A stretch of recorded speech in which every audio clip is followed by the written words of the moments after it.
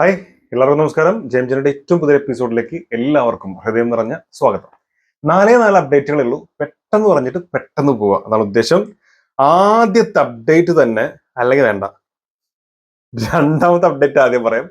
മലയാള സിനിമയിൽ ഏറ്റവും വലിയ ഒരു സർപ്രൈസ്, ബിഗ് ബഡ്ജറ്റ്, അങ്ങനെ ഞെട്ടിക്കുന്ന ഒരു സാധനമാവാൻ സാധ്യതയുള്ള സിനിമയാണ് കത്തനാർ എന്ന് പറയുന്ന നമ്മുടെ സ്വന്തം ജയസൂര്യ നായകനായിട്ട് വരുന്ന സിനിമ. ഈ കത്തനാറിനെ കുറിച്ചൊരു അപ്ഡേറ്റ് എന്താണെന്ന് വെച്ചാലേ, കത്തനാർ ഒരുക്കുന്നത് ഹോളിവുഡ് നിലവാരത്തിൽ എന്നാണ് പറയുന്നത്. ലോക സിനിമയിലേക്ക് ഇന്ത്യൻ സിനിമയുടെ ഏറ്റവും വലിയ സംഭാവനയായിരിക്കും കത്തനാർ എന്ന സിനിമയെന്ന് നടനും സംവിധായകനുമായ ശ്രീകാന്ത് മുരളിയാണ് പറഞ്ഞിരിക്കുന്നത്. ഇന്നത്തെ ടെക്നോളജികളുടെ എല്ലാ സാധ്യതകളും ഏറ്റവും ഭംഗിയായി ഉപയോഗപ്പെടുത്തിക്കൊണ്ടാണ് കത്തനാർ ഒരുക്കുന്നത്. വെർച്വൽ മീഡിയയ്ക്ക് നൽകിയ അഭിമുഖത്തിലായിരുന്നു പ്രതികരണം. അപ്പോ ഇത് ഓൾറെഡി ഇതിന്റെ ഒരു ട്രെയിലർ ആയിരുന്നു, ടീസർ ആയിരുന്നു, എനിക്ക് കറക്റ്റായിട്ട് ഓർമ്മ കിട്ടുന്നില്ല. എന്നാൽ അത് വന്ന സമയത്ത് ഭയങ്കരമായിട്ട് ഞെട്ടിച്ചിട്ടുള്ള ഒരു സിനിമയാണ്. ഒരിക്കലും ആരും പ്രതീക്ഷയില്ല ഇങ്ങനത്തെ ഒരു സിനിമയായിരിക്കും. ആദ്യം ഇതിന്റെ ഗ്ലിംസ് പോലെ ചെറിയൊരു ഒരു കള്ളിയങ്കാട്ട് നീലി സംസാരിക്കുന്ന പോലെ ഒരു വോയിസ് ഓവറിൽ ചെറിയൊരു സാധനം തന്നിട്ടുണ്ടായിരുന്നു. എന്നിട്ട് ഒരു കത്തനാറിന്റെ വേഷത്തിൽ ജയസൂര്യ നിൽക്കുന്നതും ഒരു കരിമ്പുലിയൊക്കെ ആയിട്ടുള്ള ഒരു ഒരു പോസ്റ്ററൊക്കെ ആയിട്ടൊരു സാധനം. അത് വന്നപ്പോഴേ സംഭവം കിഡിലോസ്കി സാധനമായിരുന്നു കേട്ടോ. പക്ഷെ ഈ ഒരു ടീസർ ട്രെയിലറാണ്, ഞാൻ പറഞ്ഞു എനിക്ക് ഓർമ്മയില്ല, ടീസറിനെ ആയിരിക്കും. അത് വന്ന സമയത്ത് അങ്ങ് ഞെട്ടിച്ചു കളഞ്ഞു. അപ്പോ അതിൽ പ്രതീക്ഷയുണ്ട്. ഈ പറഞ്ഞ പോലെ മിക്കവാറും ഇന്ത്യൻ സിനിമയിൽ, ലോക സിനിമയിൽ ഇന്ത്യൻ സിനിമയുടെ ഭാഗമായിട്ട് വരുന്ന ഒരു അത്ഭുതം തന്നെ ആയിരിക്കും മിക്കവാറും കത്തനാർ. അടുത്തത് ലിയോ എന്ന് പറഞ്ഞ സിനിമയ്ക്ക് ശേഷം ഇനി LCUവിൽ അടുത്തായിട്ട് വരാനിരിക്കുന്ന, എല്ലാവരും കാത്തിരിക്കുന്ന സിനിമയാണ് നമ്മുടെ കൈദി 2. ഒരു പക്ഷേ LCUവിലെ ഏറ്റവും മികച്ച സിനിമയെന്ന് ചോദിച്ചാലും അതൊരു പക്ഷേ കൈദി തന്നെ ആവാനാണ് സാധ്യത. എന്തായാലും ദില്ലിയുടെ 2ാം വരവ് വൈകിയേക്കും എന്നാണ് പറഞ്ഞു കേൾക്കുന്നത്. ഇപ്പൊ ഏറ്റവും കൂടുതൽ ആളുകൾ പറഞ്ഞത് ഇപ്പൊ ഈ എന്താ പറയാ, കൂലി എന്ന് പറഞ്ഞ സിനിമയ്ക്ക്, അത് രജനീകാന്തുമായിട്ട് ചെയ്യുന്ന സിനിമയ്ക്ക് ശേഷം അടുത്തതായിട്ട് എന്തായാലും ഇനി നമ്മുടെ കൈദി 2 ആയിരിക്കും ചെയ്യുക എന്നുള്ളതാണ് പറഞ്ഞു കേട്ടിരുന്നത്. അങ്ങനെ പുള്ളിക്കാരൻ പറയുകയും ചെയ്തിരുന്നു. ആര്? നമ്മുടെ ഈ ലോകേഷ്, സംവിധായകനായിട്ടുള്ള ലോകേഷ് കനകരാജ്. എന്നാൽ ഇപ്പൊ പറയുന്നത് അമീർ ഖാനുമായി ഒരു സിനിമ ചെയ്യുന്നുണ്ടെന്നാണ്. വാർത്ത എങ്ങനെയാണ്? രജനിയുമായി ലോകേഷ് കൈകോർക്കുന്ന കൂലിയുടെ വർക്കുകൾക്ക് ശേഷം കൈദി 2ന്റെ ജോലികളിലേക്ക് കടക്കുമെന്നായിരുന്നു ലോകേഷ് പറഞ്ഞിരുന്നത്. എന്നാൽ ലോകേഷ് അമീർ ഖാനൊപ്പം സിനിമ ചെയ്യാൻ ഒരുങ്ങുന്നു എന്നാണ് ദേശീയ മാധ്യമങ്ങൾ റിപ്പോർട്ട് ചെയ്യുന്നത്. മൈത്രി മൂവീസ് ആണ് ചിത്രം നിർമ്മിക്കുന്നത് എന്നാണ് സൂചന. സംഭവം ഉള്ള വാർത്ത തന്നെയാണ്. പക്ഷെ എനിക്ക് തോന്നുന്നു പുള്ളിക്കാരനെ കുറ്റം പറഞ്ഞിട്ടും കാര്യമൊന്നുമില്ല. കാരണം ഈ ഇത്തരത്തിലൊരു അവസരം കിട്ടുമ്പോഴേ, അമീർ ഖാനൊക്കെ ആയിട്ട് പെട്ടെന്ന് ഒരു അവസരം കിട്ടുക, അതും ബോളിവുഡിലേക്ക് പെട്ടെന്ന് ഒരു എൻട്രി കിട്ടുക, അത് പിന്നെ ഡേറ്റും കാര്യങ്ങളും ഇല്ലാത്ത ബുദ്ധിമുട്ടുകളൊക്കെ വന്നേക്കാം. അപ്പൊ അതിനുള്ളിൽ കിട്ടിയ ഗ്യാപ്പിൽ ഓക്കെ എന്നത് ചെയ്തേക്കാം എന്നുള്ള രീതിയിലായിരിക്കും മിക്കവാറും പുള്ളി ചെയ്യാൻ പോകുന്നത് എന്നാണ് എനിക്ക് തോന്നുന്നത്. അടുത്ത അപ്ഡേറ്റ്, നമ്മുടെ ദുൽഖർ സൽമാന്റെ ആയിട്ട് അടുത്തത് വരാനിരിക്കുന്ന സിനിമയാണ് നമ്മുടെ ലക്കി ഭാസ്കർ എന്ന് പറഞ്ഞുള്ള സിനിമ. സിനിമയുടെ റിലീസ് ഡേറ്റ് വന്നിട്ടുണ്ട് 21/10/24. അതായത് ഒക്ടോബർ 31 ഇത് വേൾഡ് വൈഡ് ആയിട്ട് റിലീസ് ചെയ്യുന്നതാണ് പറഞ്ഞത്. ഒരു ചെറിയ പോസ്റ്ററും തന്നിട്ടുണ്ട്. ഭയങ്കരമായ പോസ്റ്റർ ഒന്നും പറയാൻ പറ്റില്ല. ആ ലുക്കിൽ, അതിൽ ആ സിനിമയുടെ ക്യാരക്ടർ ലുക്കിൽ കാൽമക്കാലൊക്കെ കയറ്റി ഒരു ചാരു കസാരയിൽ അല്ലെങ്കിൽ ചൂരൽ കസാരയിൽ ഇരിക്കുന്ന നമ്മുടെ സ്വന്തം ദുൽഖർ സൽമാൻ. ലക്കി ഭാസ്കർ ഈ പറഞ്ഞ പോലെ ഒരു പക്ഷേ അടുത്ത വമ്പൻ ഹിറ്റ് ആവാൻ സാധ്യതയുണ്ട്. മലയാളത്തിൽ വലിയ ഹിറ്റൊന്നും സംഭവിക്കുന്നില്ലെങ്കിലും മറ്റു ഭാഷകളിൽ പുള്ളിക്കാരൻ ഇങ്ങനെ വേറെ ലെവലിലേക്ക്, അതായത് പാൻ ഇന്ത്യൻ സ്റ്റാർ, മലയാളത്തിന്റെ പാൻ ഇന്ത്യൻ സ്റ്റാർ ആണെന്ന് ചോദിച്ചു കഴിഞ്ഞാൽ ഒറ്റയടിക്ക് പേര് വരുന്നത് ദുൽഖർ സൽമാന്റെയാണ്. വേറെ ഇപ്പൊ മമ്മൂക്കയിൽ ലാലേട്ടൻ ഇവരൊക്കെ ഉണ്ടെങ്കിലും no, Dulquer Salmaan, DQ, one and only DQ. അതുകൊണ്ട് പുള്ളി ആ പാൻ ഇന്ത്യൻ സ്റ്റാർ എന്നുള്ള ആ പേര് നിലനിർത്താൻ തന്നെയാണ് സാധ്യത കാണുന്നത്.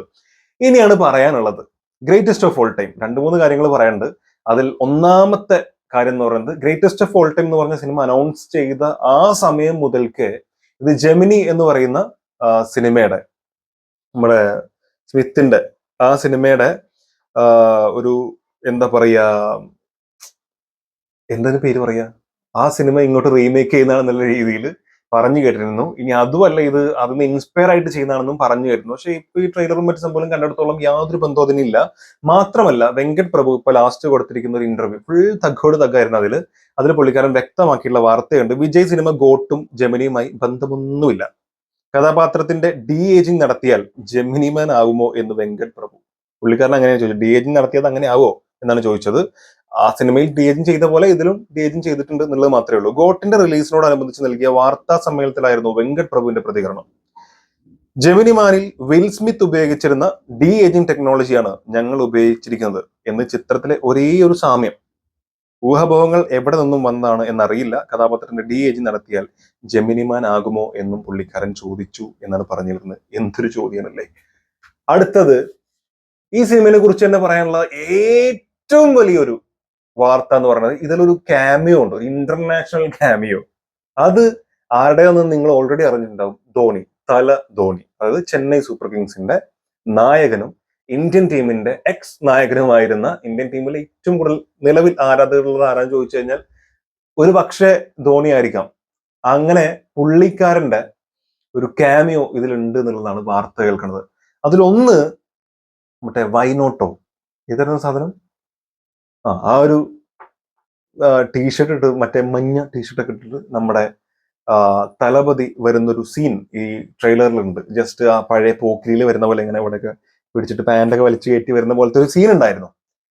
അതൊന്ന് മാത്രല്ല, അതിൽ ഈ ബൈക്കിൽ ഇങ്ങനെ പോകുന്നതും വേറെ 2-3 സ്ഥലങ്ങൾ പോകുമ്പോഴും ഈ ചെന്നൈയുടെ ടീഷർട്ടൊക്കെ ഇട്ടിട്ട്, അതായത് ആ എന്താ ജേഴ്സി ഇട്ടിട്ട് കുറെ ആളുകളും ഇതൊക്കെ ഇതിൽ കാണിച്ചിട്ടുണ്ടായിരുന്നു. അങ്ങനെ പലതരത്തിൽ വാർത്ത വന്നു. രണ്ട്, ഞാൻ തന്നെ ഒരു വീഡിയോ ചെയ്തിട്ടുണ്ട്. ധോണിയും തലപതിയും ഒപ്പം നിന്നിട്ടുള്ള ഒരു പോസ്റ്റർ വന്നിട്ടുണ്ടായിരുന്നു, ഒരു ഫോട്ടോ വന്നിട്ടുണ്ടായിരുന്നു. ആൻഡ് പുള്ളിക്കാരൻ ഇപ്പൊ ഗൂഗിൾ പോലും സെർച്ച് ചെയ്ത് കഴിഞ്ഞാൽ ധോണി ഇതിൽ ക്യാമിയോ ചെയ്യുന്നുണ്ടെന്നുള്ള രീതിയിൽ വാർത്തകൾ വരുന്നുണ്ട്. ഇനി ഇതൊന്നുമല്ലാതെ നിങ്ങൾ ശ്രദ്ധിച്ചിട്ടുണ്ടാവുമോ എന്ന് എനിക്കറിയില്ല. അതായത് വെങ്കട് പ്രഭു ഇപ്പൊ 1-2 പ്രാവശ്യമായിട്ട് ധോണിയുടെ പോസ്റ്റേഴ്സ് പങ്കുവെക്കുന്നുണ്ട്. അതിൽ ഏറ്റവും ലേറ്റസ്റ്റ് ആയിട്ട് ഒന്നായിരുന്നു ഈ സിനിമയുടെ, അതായത് ട്രെയിലറിന്റെ ആ സെയിം മ്യൂസിക്കില്, സ്പാർക്കിലെ പാട്ടല്ലല്ലോ, അല്ല, അതിന്റെ സെയിം ട്യൂണില് ധോണിയുടെ കുറച്ച് കട്ട്സ്, അതായത് പുള്ളി പ്രാക്ടീസ് ചെയ്യുന്നതും നെറ്റിൽ പ്രാക്ടീസ് ചെയ്യുന്നതും ചെന്നൈയുടെ ജേഴ്സിയിൽ വരുന്നതൊക്കെ ആയിട്ടൊരു സാധനം പുള്ളിക്കാരൻ ഒരു സ്റ്റോറി ആയിട്ട് ഇൻസ്റ്റാഗ്രാമിൽ ഇടുകയും ചെയ്തിട്ടുണ്ട്. എന്തിനാണ് ഇട്ടിട്ടുള്ളത്? 2 ഓപ്ഷൻസ് ആണുള്ളത്.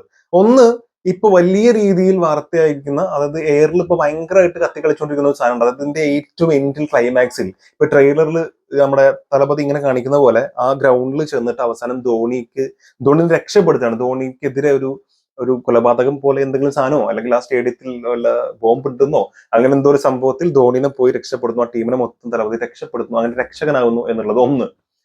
രക്ഷകൻ എന്ന് പറഞ്ഞ കുറെ ആളുകൾ വരുന്നുണ്ടേ, എല്ലാവരും രക്ഷകന്മാർ തന്നെയാണ്. അത് ഏത് രീതിയിൽ പ്രസന്റ് ചെയ്യുന്നുള്ളതാണ് കാര്യം. ഇനി അവിടെ നിൽക്കട്ടെ.